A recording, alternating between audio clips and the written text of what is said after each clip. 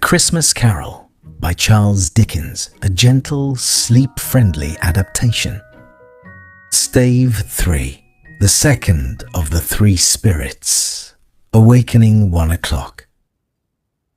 Scrooge awoke in the middle of a heavy, rasping snore and suddenly sat up in bed.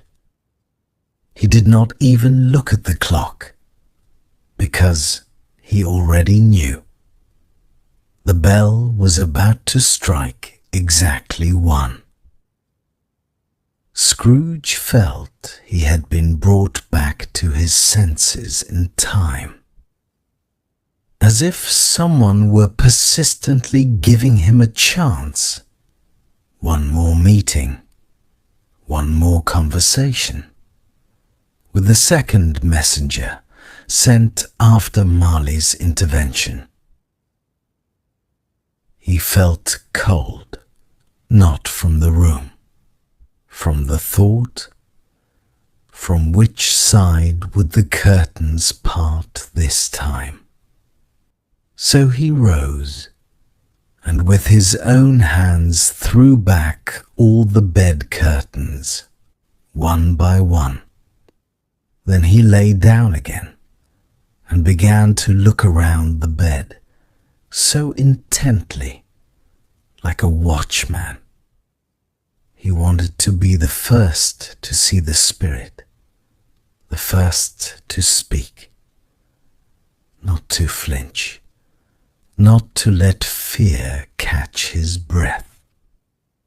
Nothing appears, and that is the most frightening thing. When the bell struck 1, nothing happened. No footsteps, no shadow, no rustle, and for that very reason, Scrooge trembled more violently than he would have at any ghost. 5 minutes passed, 10, 15. He lay in the centre of a strange light, warm, reddish, like the glow of a fire. Yet the fireplace was not the same. The light simply poured over the bed, as if someone had lit an invisible dawn in the night. And this was more frightening than a dozen spectres.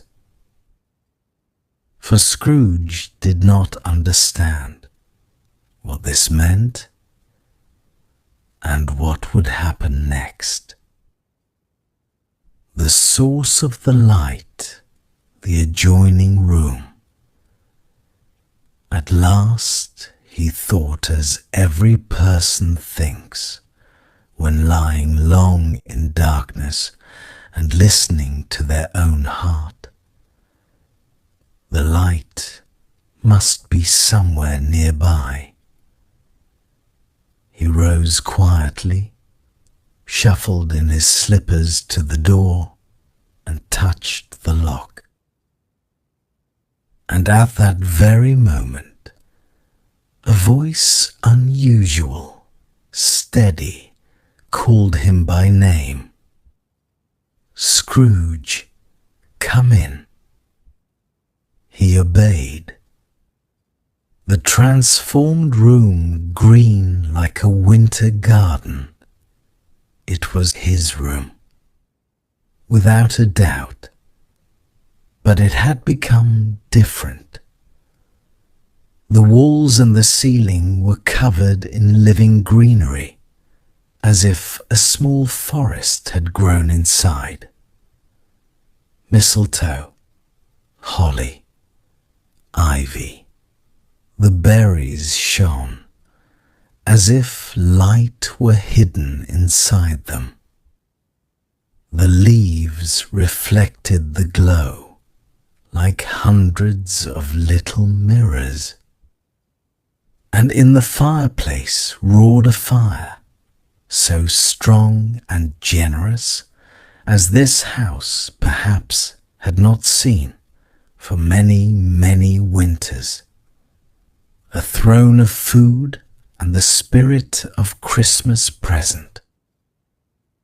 On the floor like a throne lay the gifts of Christmas: turkeys, geese, pies, puddings, apples, oranges, nuts, and hot punch from which sweet steam rose. And upon this throne sat a giant, cheerful, warm, radiant. He held a torch shaped like a horn of plenty and raised it high so that the light fell upon Scrooge's face. "Come in," he said. "Come in and know me better, man." Scrooge stepped forward cautiously and, without noticing it himself, bowed his head. He was no longer as stone-like as before, and yet he did not dare to look long into the spirit's eyes. They were too kind. "I am the spirit of Christmas present," said the giant. "Look upon me." He wore a green robe, trimmed with white fur. It fell freely, so that his chest remained bare, as if the spirit had no need to hide anything. Upon his head a wreath of holly and glittering icy sparks. His curls dark, alive. His gaze clear, his hand open, his voice sincere. He seemed the very embodiment of warmth that enters a house without asking permission. Scrooge asks for a lesson. At last, Scrooge spoke, more quietly than usual. "Spirit, lead me wherever you wish. Last night I went by compulsion, but the lesson is already working within me. Tonight, if you have something to teach, let me gain benefit from it." The spirit smiled. "Touch my robe." Scrooge carefully took hold of the edge of the cloth. A moment, and they are already in the city. The greenery, the dishes, the fire, the light, all vanished like a breath. And they stood upon the streets of the city on Christmas morning. The winter was harsh, but the people were alive. Some cleared snow from rooftops.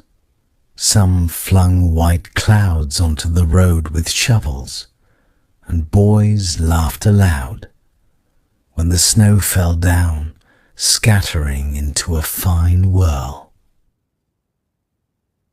The sky was grey, the air heavy, and yet in the city there lived a strange, bright cheerfulness which even the summer sun cannot give. The city awakens shops and the sense of Christmas. They walk the streets invisible to everyone. Scrooge heard the scrape of a shovel against stone. Someone laughing. The snow softly rustling beneath boots. The shops were still half closed, but through the cracks in the shutters, true Christmas could be seen. Baskets of chestnuts round, heavy, warm-looking. pyramids of apples and pears, clusters of grapes hanging so low, as if on purpose, so that someone could not help but smile. Oranges and lemons glowed on the shelves, like little suns in the midst of winter. Even the fish in their bowls swam in circles faster than usual, as if they too felt, today is not a day like any other. The Spirit sprinkles kindness. People were hurrying. Some carried parcels, others a festive dinner to the baker, so that it might be finished there. The Spirit stood in the doorway of the bakery and did a strange thing. He raised his torch and lightly sprinkled the dishes that passed by. And if two people were arguing, or had bumped into one another, or were already about to spill into anger, the Spirit dropped a few drops upon them. And suddenly they stopped, breathed out, and remembered, today is not the time for quarrels. Scrooge asked softly, in what you scatter from the torch, is there a special flavour? The Spirit answered simply, there is. It is mine. Does it suit any dinner? Any, if it is given with kindness. And most of all, a poor one. Scrooge whispered, why especially a poor one? And the Spirit said evenly, because it needs it the most. The home of Bob Cratchit. Then the Spirit, without hesitating a single second, led Scrooge to the place where his clerk lived, Bob Cratchit. At the threshold, the Spirit smiled and lightly touched the door with his torch, as if blessing this home. Bob had little money, very little. But he had something else, a warmth that cannot be bought. Children bustled about the room. Their laughter was simple, sincere. They prepared the festive meal as if it were not a modest day, but the most important holiday in the world. And then Bob entered, in worn but carefully cleaned clothes, and upon his shoulder sat Tiny Tim, small, fragile, with a gentle voice, and with a crutch without which he could not walk. Scrooge watched, and something within him tightened. Their joy real. When the goose was brought in, the children rejoiced as if a miracle stood before them. When the pudding appeared, everyone held their breath, and then laughed and applauded, as if it were not merely a dish, but a sign they had endured another year and remained together. Tiny Tim raised his voice and said the quietest yet the strongest words. God bless us, everyone. and Scrooge, standing nearby unseen, felt his eyes burn. The question that breaks the heart.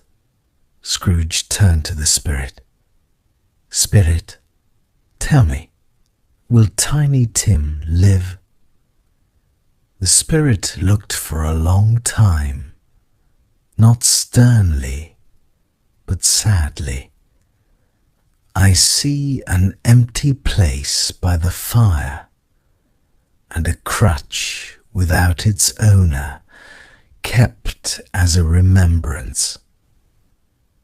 If the future does not change, the child will die. Scrooge whispered in despair.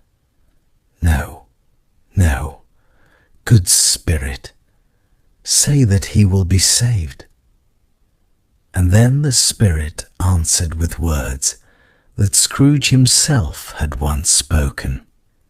If he is to die, then let him die, and decrease the surplus population. Scrooge shuddered as if struck by a blow. He bowed his head. For the first time he understood how cruel sounded what once had seemed reasonable. The spirit shows Christmas is in every home. After this, they moved on again. And they saw many homes, warm kitchens, windows glowing with firelight, steam rising from hot dishes, children running through the snow, laughter, embraces, invitations to the table. The world was harsh, the winter cold, but the lights of human warmth lit up the night like little lanterns. On the moor where the miners live, suddenly everything vanished. The city, the streets, the lights. They stood on a bare, cold moor. Stones lay scattered as if giants had once lived here and long ago departed, leaving only silence behind. The wind moaned. The land was poor, and almost nothing grew, only moss and thorny grass. Here live the miners, said the spirit, and they know me too. Look, in the darkness a light flared up in a small hut. Inside, an old couple, their children, grandchildren, and even one more generation. They were poor, but adorned for the feast.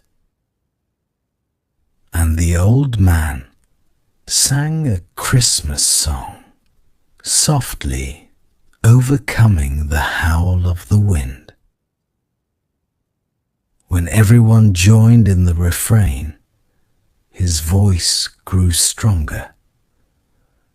When they fell silent, it weakened, and Scrooge understood. Christmas lives even there, where it seems there is nothing at all. The lighthouse at sea, and again movement. Swift, cold, the land disappeared. Beneath them the sea, black, loud, endless. Scrooge looked around in fear. The shore was far behind.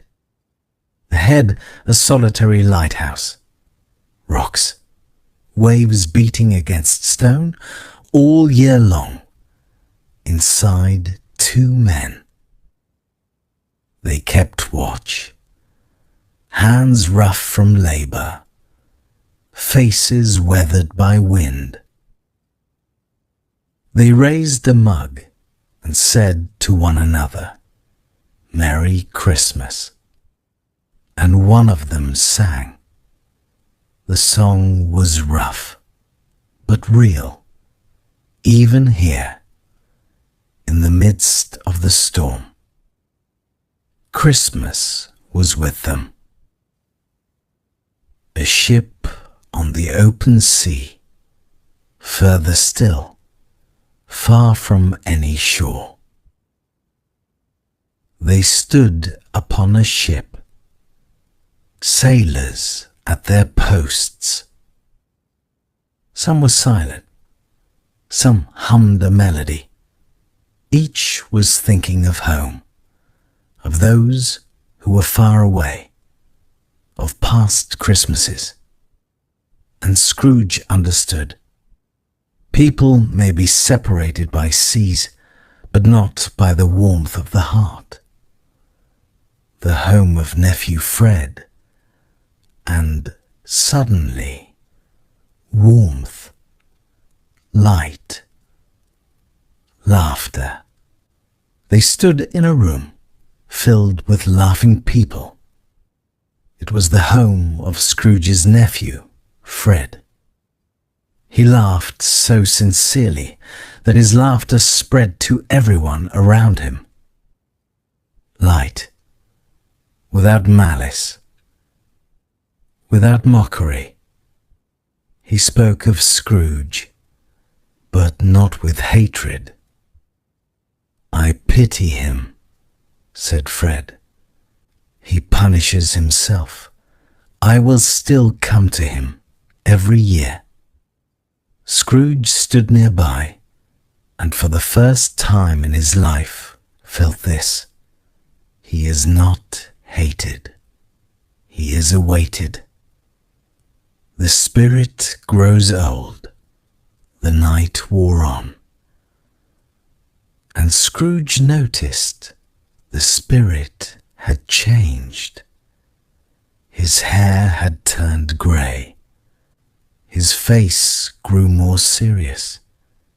"Is your life short?" asked Scrooge. "Yes," the spirit answered quietly. "It ends this night." The clock struck 11:15. The children beneath the robe. Scrooge noticed something strange beneath the folds of the spirit's robe. "Is that a foot?" he asked. "Look," said the spirit. From beneath the robe appeared two children, a boy and a girl, wasted, pale, wild from hunger and fear. They clung to the spirit as to their last protection. "This is ignorance and want," said the spirit. "Beware of them, especially the first, for from it all else is born." Scrooge could not look away. The end of stave 3. The clock began to strike. 11. 12. The spirit vanished. And in the darkness, something was already waiting.